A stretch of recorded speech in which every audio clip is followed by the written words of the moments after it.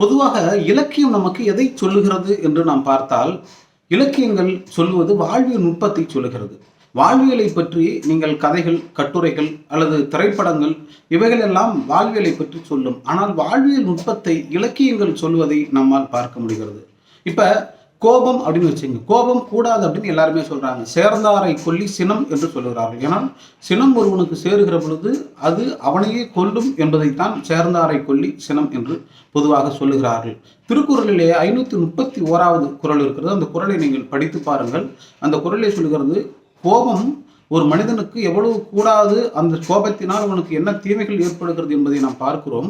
அதை கூடுதலாக திருக்குறள் இந்த 531வது குறளிலே என்ன சொல்லுகிறது என்று சொன்னால், ஒருவனுக்கு பெரிய பதவி, மிகப்பெரிய பொருள் கேட்கிற பொழுது, சேருகிற பொழுது, அப்பொழுது அவனுக்கு ஒரு மறதி ஏற்படும். அந்த மறதியினால் அவன் இழக்கக்கூடியது ஏராளமானதாக இருக்கும்.